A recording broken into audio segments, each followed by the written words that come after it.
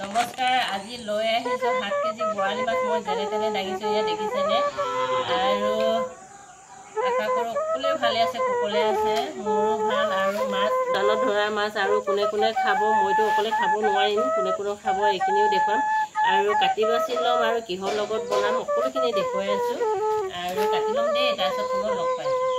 এইফালে মাছ কটা হৈ গ'ল। মাছ কটাখিনি মই ভিডিঅ' লোৱা নহ'ল, ভিডিঅ' ল'বলৈ দিগদাৰ পালোঁ, সেইকাৰণে এনেকৈ কাটি দুবাক লৈছোঁ। আমি 4 ঘৰে ভাগ কৰি খাইছোঁ দেই মাছ। এইফালে দুবাক আছে।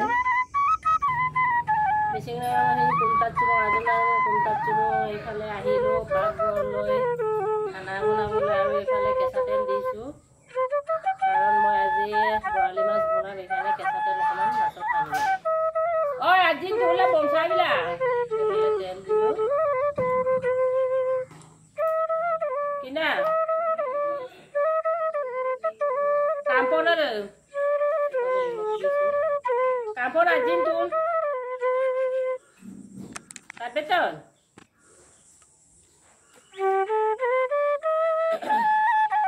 আৰু আশা কৰোঁ সকলোৱে ভালে আছে, কুশলে আছে আৰু ভালে থকাটো কামনা কৰোঁ।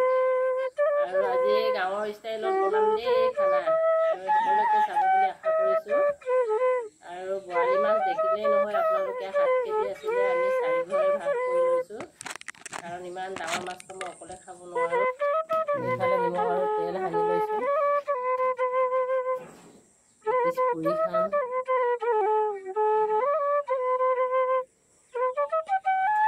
লগতে বিলাহী এটা মাছখিনি দি দিছোঁ।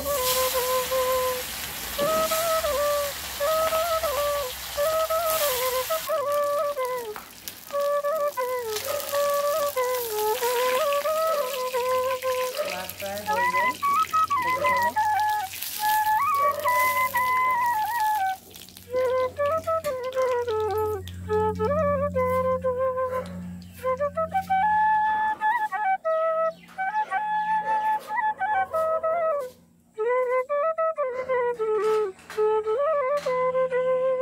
এইফালে থাকি যোৱা তেলতে পিঁয়াজখিনি দি দিছোঁ। কম তেলত বনাইছোঁ আজি।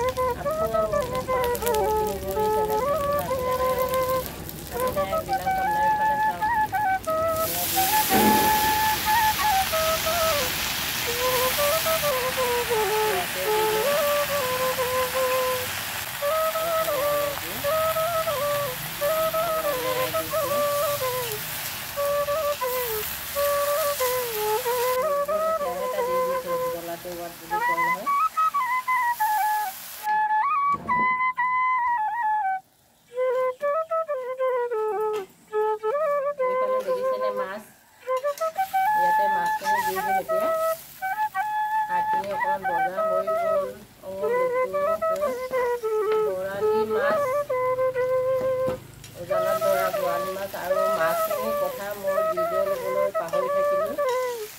মাছটো কেনেকৈ কাটিম বুলি ভাবি থাকোঁতে ভিডিঅ' লোৱা নহ'ল, কথাখিনি দেখুৱাব নোৱাৰিলোঁ আপোনালোকক। আৰু বনোৱাখিনিয়ে দেখুৱাইছোঁ, আৰু কেনেকুৱা পালে জনাবলৈ নাপাহৰিব। আৰু সকলোৱে মৰম দিয়াৰ কাৰণে মোৰ ভিডিঅ' আপোনালোকৰ মূল্যৱান সময়খিনি মোৰ ভিডিঅ' চোৱাৰ বাবে মই বহুত বহুত আপোনালোকলৈ ধন্যবাদ জ্ঞাপন কৰিছোঁ। আৰু এইফালে কণ বিলাহী কেইটামানো লৈছোঁ দেই।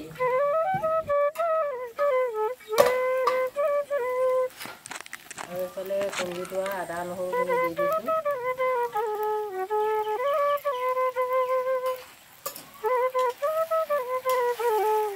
যোৱা বছৰ মই দিছিলোঁ বৰালি মাছৰ ভিডিঅ' এটা, আৰু আজিও বনাইছোঁ। উজানত ধৰিছে বুলি গাঁৱৰ পৰা দি পঠিয়াইছে, এই আপোনালোকৰ মাজত শ্বেয়াৰ কৰি দিছোঁ।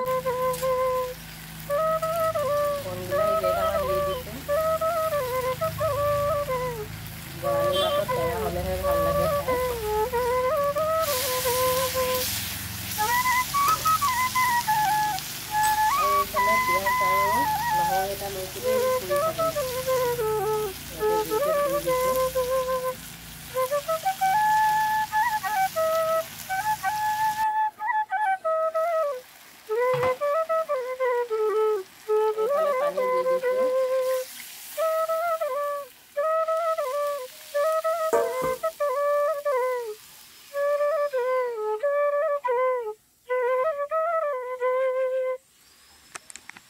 এইফালে মান ধনিয়া দিছোঁ লাষ্টত তৰকাৰী ৰেডি হ'ল আৰু